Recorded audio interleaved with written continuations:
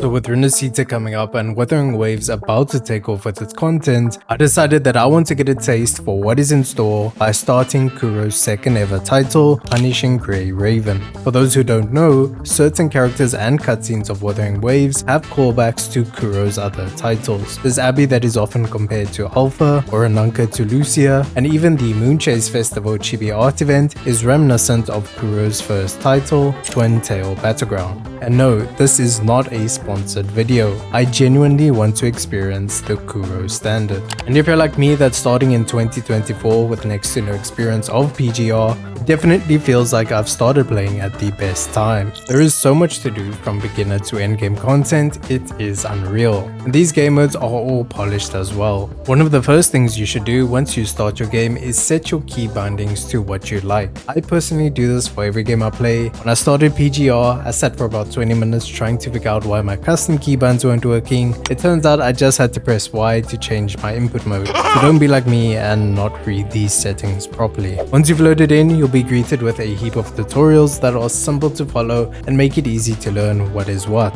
But for this video, I'm going to take you through some of the basics that will help you to get up to scratch with everything in the game. Firstly, your playable characters are called omniframes. You can have up to 3 per team. They have 3 different base ranks, S rank being your highest and your premium level, A rank omniframes are your second highest, and B rank is your lowest rank. S ranks are the equivalent of your Wuthering Waves 5-star resonators, A ranks are the equivalent of your 4-star resonators, and B ranks are your free characters from the story. When you receive duplicates of your omniframes, they'll be converted into shards that will allow you to increase your omniframe rank all the way to SSS plus rank. Each omniframe or character you have also comes with a specific role and elements. The different roles are attacker, which is your DPS, tanks, which are there to weaken enemies, and your support and amplifier characters to provide heals and buffs to your team. Each omniframe also has an elemental damage type that they deal, and the elements are physical, dark, ice, fire, and lightning.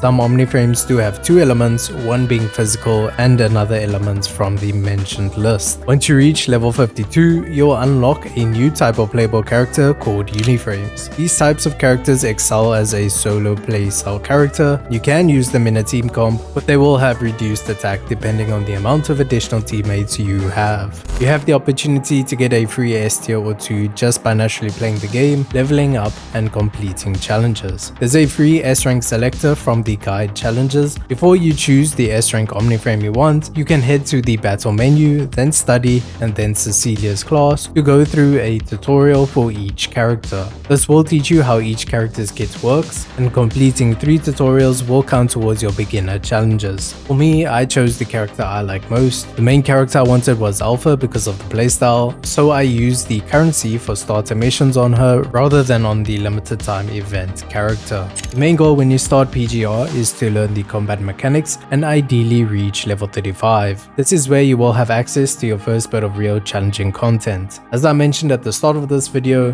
there is plenty of content in the game. What KURO has done brilliantly for the gacha industry is bridging the gap between the new and old players. There are guilds you can join, global chats you can use for help, and 2 features called FOS Rating Committee and FOS Instructor Mentorship. The Rating Committee is a solo experience that tests your understanding of the gameplay mechanics and will pass or fail you based on your performance using those mechanics. This is great for new players like me, so I actually know if I'm doing things correctly. The Instructor Mentorship is an interactive feature where high-level players are able to mentor new players. Your mentor will provide challenges that reward both you and them. If you're looking to level up fast, then I would recommend doing these as they give you plenty of XP for reaching the milestones. The challenges here reset every week as well. There's also Operation Guardian that resets weekly and is found in the missions tab, which gives you some extra resources for leveling up your characters. Once you reach level 40, you'll unlock the Dorm feature. This is a solo experience where you can build some places to house your characters. You'll see them walking around in KURO'S iconic 3D chibi style. It offers its own rewards and it doesn't take away from your main resources. It is a unique feature compared to the loading into game modes and fighting, and with each patch there are more and more furnishings that are added to spice up the crib.